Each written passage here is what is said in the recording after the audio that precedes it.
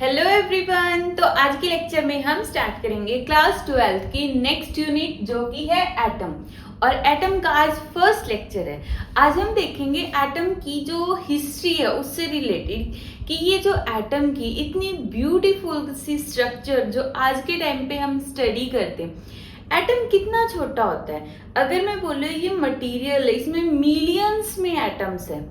तो देखो हमें सिर्फ ये मटेरियल्स दिख रहा है, क्या इसमें कोई ऐसे एटम हम देख सकते हैं? हम कितना ही छोटा पार्टिकल इसका उठा के देखेंगे, मान लो इसको हम तोड़ रहे उसको बिल्कुल छोटा सा पार्टिकल ले लिया, उसके बावजूद भी उस छोटे पार्टिकल्स में भी मिलियंस में एटम होंगे।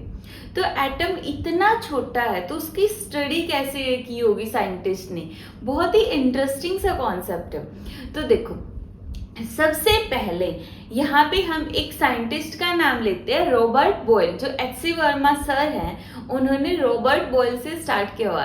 तो मीन्स आया कहाँ से ये आइडिया कि एटम भी हो सकते, इस मटेरियल में कुछ एटम भी होगा और उस एटम के अंदर कुछ खाली स्पेस होगा, इलेक्ट्रॉन्स होंगे, पॉजिटिव चार्ज होगा न्यूक्लियस के अंदर।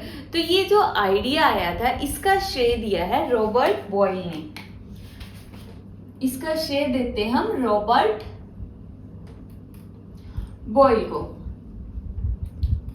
अब जो ये रॉबर्ट बॉयल है ये अपने एक्सपेरिमेंट्स कर रहे थे और ये अपने एक्सपेरिमेंट कर रहा था गैस के ऊपर। इन्होंने गैस की कंप्रेशन, गैस के अंदर कंप्रेशन और रेयरफेक्शन और एक्सपेंशन बोल सकते हो, रेयरफेक्शन को, एक्सपेंशन को स्टडी कर रहा था।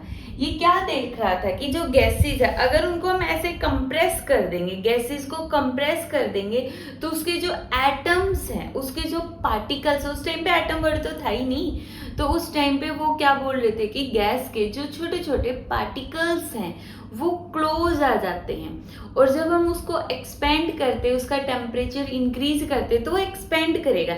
एक्सपेंड करने से पार्टिकल्स दूर जाएंगे, ठीक है, मतलब पार्टिकल्स दूर जा रहे तो उनके बीच में कुछ खाली स्पेस होगा। तो वहां से कुछ साइंटिस्ट के माइंड में आइडिया क्लिक कर गया कि एटम में भी तो कुछ ऐसा ही हो सकता है, कि एटम में भी तो पार्टिकल्स, ऐसे पार्टिकल्स अलग अलग हो सकते हैं, उसके बीच में खाली स्पेस हो सकता है। तो रॉबर्ट बॉयल सर के कॉन्सेप्ट से ही एटम का आइडिया अराइज हुआ था। उसके बाद डाल्टन नाम का एक साइंटिस्ट आया फिजिक्स के अंदर, डाल्टन है ये हमारा। डाल्टन एटम से रिलेटेड सबसे फर्स्ट साइंटिस्ट था। डाल्टन ने ये कहा था कि जो एटम होता है ना वो एक ग्रीक, वैसे मैं बता देती हूँ यहाँ पे कि एटम वर्ड एक ग्रीक वर्ड से लिया गया है।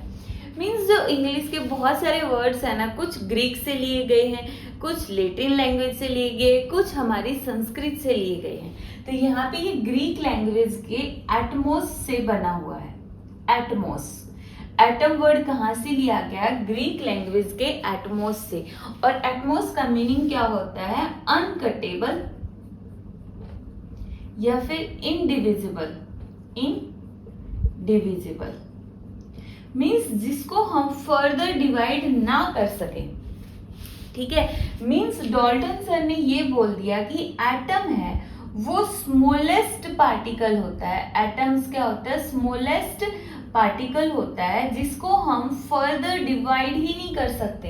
तो इन्होंने कहा ये जो मार्कर है ना, ये मटेरियल की, जिस भी मटेरियल का बना हुआ है उस मटेरियल में कुछ एटम्स हैं और वो एटम्स इनडिविजिबल है। तो इन्होंने कहा कि एटम के अंदर कुछ भी नहीं होता। अगर ये बात हम मान लेते तो हमारी फिजिक्स का ये जो चैप्टर है एटम एंड न्यूक्लियर, ये होता ही नहीं, ठीक है। पूरी की पूरी न्यूक्लियर फिजिक्स नहीं होती अगर हम इन सर की ये बात मान लेते कि एटम है वो स्मॉलेस्ट पार्टिकल होता। बट अब इस कॉन्सेप्ट को स्टार्टिंग में तो मान लिया गया कि ठीक है भाई चलो एटम एक स्मॉलेस्ट पार्टिकल होता। बट जब रदरफोर्ड सर ने, सॉरी जे थॉमसन सर ने एक्सपेरिमेंट किया, किसके ऊपर एक्सपेरिमेंट कर रहे थे? वो कैथोड रे ट्यूब पे एक्सपेरिमेंट कर रहे थे, ठीक है। देखो सबसे पहले रॉबर्ट बॉयल, फिर डाल्टन सर और उसके बाद आए जे थॉमसन। तो जे थॉम्सन सर जब एक्सपेरिमेंट कर रहे थे किसके ऊपर, कैथोड रे ट्यूब के ऊपर, तो उन्होंने कैथोड रेज को स्टडी किया। कैथोड रेज को जब वे स्टडी कर रहे थे तो वहां से उन्होंने इलेक्ट्रॉन की डिस्कवरी की 1987 में। एक नंबर का क्वेश्चन बन गया कि जो जे थॉम्सन इलेक्ट्रॉन की डिस्कवरी कब की और किसने की, इलेक्ट्रॉन की डिस्कवरी की जे थॉम्सन ने कब, 1897 के अंदर। तो अब देखो, अब ये जो कॉन्सेप्ट हम बोल रहे थे ना कि एटम एक स्मॉलेस्ट पार्टिकल है, वो हो गया गलत। मतलब डाल्टन सर हो गए गलत कि एटम इनडिविजिबल तो नहीं होता है, डिविजिबल होता है, उसमें पार्टिकल्स होते हैं। तो यहाँ से उसमें पता चल गया कि एक पार्टिकल तो है इलेक्ट्रॉन। मतलब उस टाइम पे ना हमें इलेक्ट्रॉन पता था, ना प्रोटॉन पता था, ना ही न्यूट्रॉन पता था, बस एटम के बारे में पता था। ठीक है, फिर जे थॉम्सन सर ने बता दिया कि इलेक्ट्रॉन होते हैं एटम के अंदर। फिर उन्होंने अपना एक मॉडल भी दिया जहां से हमारा सिलेबस स्टार्ट होता है। ठीक है, तो ये हमारी इंट्रो थी कि आइडिया आया कहां से था। ठीक है, स्टार्ट करें।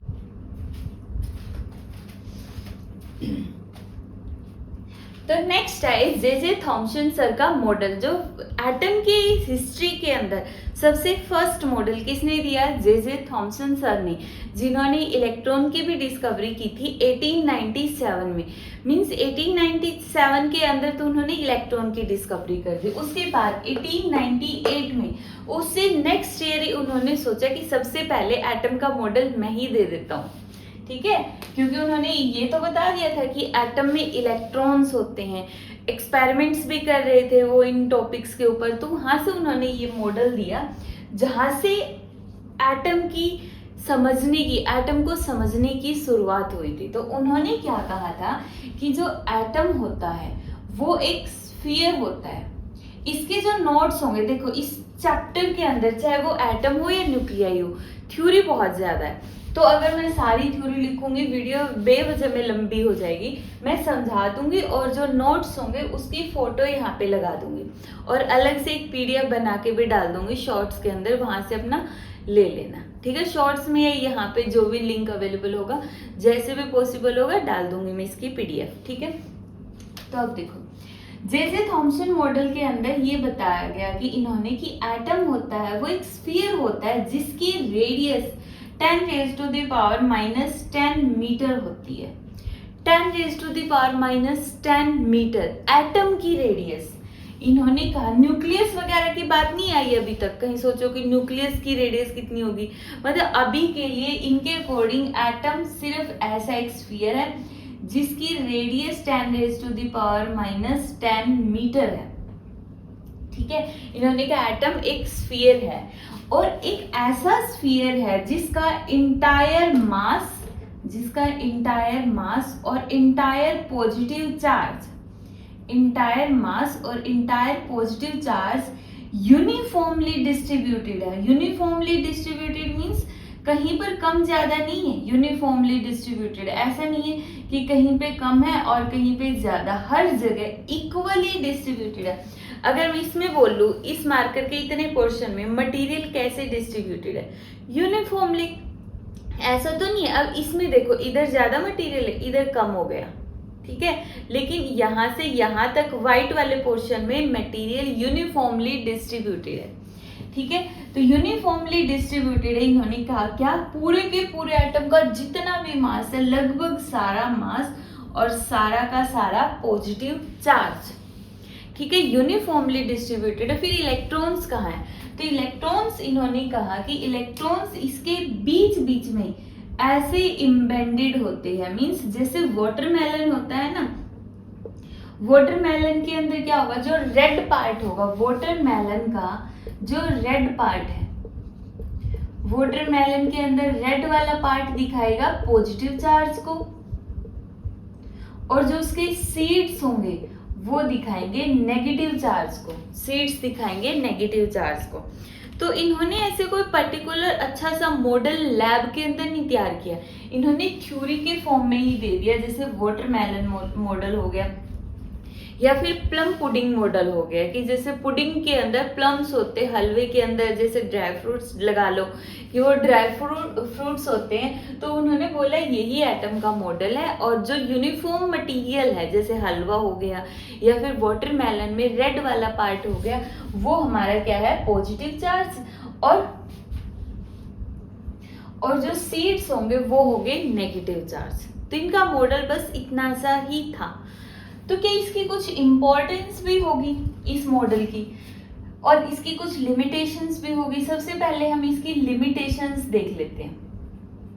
देखो, सबसे फर्स्ट उस टाइम पे जब इन्होंने ये मॉडल दिया, उस टाइम पे इसकी काफी इंपॉर्टेंस थी इस मॉडल की। वो इंपॉर्टेंस क्या थी अभी बताऊंगी, बट कुछ टाइम तक ये मॉडल वैलिड रहा कि चलो ठीक है।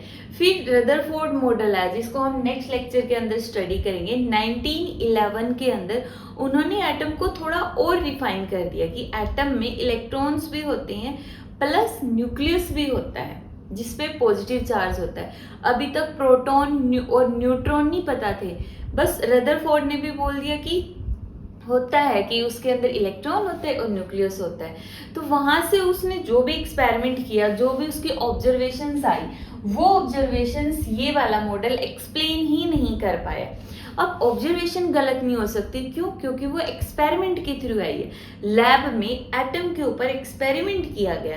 एटम पे कैसे एक्सपेरिमेंट करेंगे? देखो, हम एक बहुत ही पतली थिन मेटल की प्लेट ले लेंगे, ठीक है, मेटल की प्लेट मतलब शीट ले लेंगे, वहां से इसको स्टडी करेंगे। रदरफोर्ड के एक्सपेरिमेंट के अंदर देखते कि कैसे स्टडी होता है एटम पे। तो वहां से जो ऑब्जर्वेशन आई उसको ये एक्सप्लेन ही नहीं कर पाए। क्या क्या ऑब्जर्वेशन थी? Large scattering angle of alpha, it could not explain the large scattering angle of alpha, angle of alpha. जो अल्फा पार्टिकल का लार्ज स्कैटरिंग एंगल होगा, जो हम नेक्स्ट वीडियो में बताएंगे कौन सा लार्ज स्कैटरिंग एंगल, उसको ये वाला मॉडल एक्सप्लेन नहीं कर पा। सेकंड, ना ही इसने स्पेक्ट्रा को एक्सप्लेन किया, एटॉमिक स्पेक्ट्रा को एक्सप्लेन कर पाया। मींस जब हम उससे नेक्स्ट लेक्चर्स के अंदर हम ये देखेंगे कि इसके अंदर एक स्पेक्ट्रा बनता है, लाइन एमिशन स्पेक्ट्रा या फिर एब्जॉर्प्शन स्पेक्ट्रा, तो उसको भी ये मॉडल एक्सप्लेन नहीं कर पाया। इस वजह से इनको रिजेक्ट कर दिया गया। गलत नहीं बोला, रिजेक्ट कर दिया गया। क्यों गलत नहीं बोला? एक तो इनिशिएशन इन्होंने की थी, तो इनिशिएशन कर रहे मतलब एक आइडिया तो दे रहे लोगों को कि कैसा कैसा हो सकता है, तो रिजेक्ट नहीं बोल सकते। एक तरह से बोल सकते कि इसकी लिमिटेशंस थी, कुछ इसमें से पॉजिटिव पॉइंट ले लिए और बाकी इसको फिर छोड़ दिया गया। अब इसकी इंपॉर्टेंस क्या है? देखो, इसकी इंपॉर्टेंस में सबसे पहले तो ये आएगा कि यहां से हमें ये पता चला था कि कोई भी जो एटम होता है या कोई भी मटेरियल होता है, अगर हम उसको हीट कर देंगे, जैसे ड्यूअल नेचर में हमने पढ़ा कि अगर हम मटेरियल को हीट कर रहे हैं तो हीटिंग के बाद वहां से इलेक्ट्रॉन क्यों बाहर निकलते हैं, ठीक है। अब ऑब्वियस सी बात है, वो यहाँ से इस मटेरियल को, इस स्फीयर को अगर मैं गर्म करूंगी, सबसे पहले तो ये इलेक्ट्रॉन आएंगे ना। वाटरमेलन को अगर ऐसे ऐसे करके हम नीचे ऐसे जैसे फटाफट की तरफ उसको हिला के और एक तरह से हिलाएंगे तो वहां से बीज निकलने के चांसेस ज्यादा होते हैं।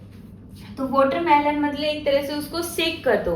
वाटरमेलन को सेक करने के बाद मोस्ट प्रोबेबल चांस क्या होगा कि वहां से बीज निकल जाएंगे। तो कुछ ऐसा ही कॉन्सेप्ट इन्होंने दिया है कि जब हम किसी भी मेटल को या एटम को हीट करेंगे तो वहां से इलेक्ट्रॉन्स बाहर निकलेंगे, ठीक है। ये पॉइंट इसके एटम के मॉडल की वजह से एक्सप्लेन होगा। दूसरा, जो हम आयंस पढ़ते हैं कि कोई भी मटेरियल पे पॉजिटिव चार्ज आ गया या नेगेटिव चार्ज आ गया, तो उसको भी इसने एक्सप्लेन कर दिया कि जब इलेक्ट्रॉन यहाँ से चला जाएगा तो पॉजिटिव चार्ज आ जाएगा, और अगर इलेक्ट्रॉन इसके अंदर आ गया, एक्स्ट्रा इलेक्ट्रॉन आ गया, तो इस पे आ जाएगा नेगेटिव चार्ज। तो इसने इन दोनों पॉइंट्स की आयन की फॉर्मेशन को और इलेक्ट्रॉन के एमिशन को, दोनों को ही बहुत अच्छे से एक्सप्लेन कर दिया था, ठीक है। तो ये इसकी इंपॉर्टेंस थी। अब जे थॉम्सन का मॉडल तो हो गया, हमारे सिलेबस में जे थॉम्सन मॉडल है, बट एक लिनार्ड ऑब्जर्वेशन और है, तो वो और हम पढ़ लेते हैं। छोटी सी है, 2 मिनट की ही होगी। लिनार्ड सजेशन,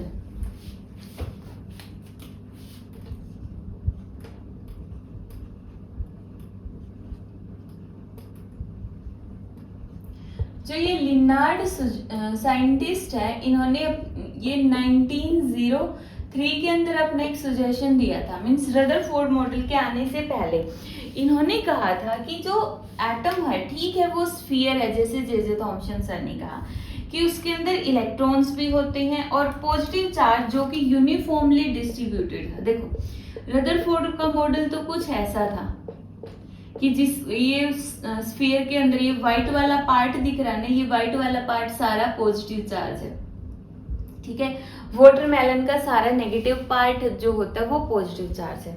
अब इन्होंने कहा कि जब हम एक शीट के ऊपर रेडिएशंस को फॉल करवाते हैं, वहां पे मोस्टली रेडिएशंस अनडेविएटेड होते हैं। इन्होंने जो अपनी सजेशन दिया वो किस वजह से दिया था कि जब मैं एक शीट ले लेती हूँ, ठीक है, और इस शीट के अंदर से हम कैथोड रेज या जो भी रेडिएशंस को हम पास करवाएं, अगर ये शीट बहुत ही ज्यादा थिन है तो ये रेडिएशन 99 पॉइंट समथिंग कुछ परसेंट तक सीधी जाएगी, या अनडेविएटेड बोलेंगे कि अनडेविएटेड जाएगी। बिल्कुल 1% से भी कम चांस होगा कि रेडिएशन इधर उधर गई। तो ऐसा कब पॉसिबल? ऐसा तो तभी पॉसिबल होगा जब यहाँ पे मोस्टली स्पेस वैकेंट होगा, जब इसके अंदर स्पेस होगा, खाली जगह होगी, तभी तो अगर मैं बोल रही हूँ यहाँ से मार्कर फिंगर के बीच में से जा रहा है, कब जाएगा? अगर बिल्कुल सीधा गया, इन फिंगर्स के बीच में स्पेस होगा तभी तो जाएगा। अगर स्पेस ही नहीं होगा तो क्या ये मार्कर निकल सकता है? नहीं निकलेगा। निकला ऊपर से तो डेविएट होके निकलेगा।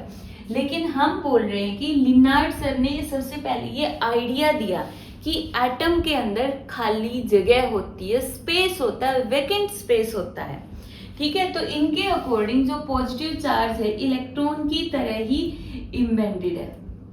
जैसे इलेक्ट्रॉन जगह जगह बिखरे हैं ना, ऐसे ही पॉजिटिव चार्ज भी इम्बेडेड है और बीच में स्पेस खाली है, जिसकी हेल्प से हम ये एक्सप्लेन कर सकते हैं कि क्यों इसके अंदर से कोई भी कैथोड रेज या अल्फा पार्टिकल की रेज अगर मैं पास करवाऊं तो अनडेविएटेड जाएगी, ठीक है। तो ये ऑब्जर्वेशन आई थिंक इम्पोर्टेंट है क्योंकि इन्होंने एक स्पेस का आइडिया दिया कि एटम में खाली स्पेस होता है, ठीक है। तो ये हमारा फर्स्ट लेक्चर था एटम का। नेक्स्ट लेक्चर के अंदर हम स्टडी करेंगे रदरफोर्ड मॉडल ऑफ एटम।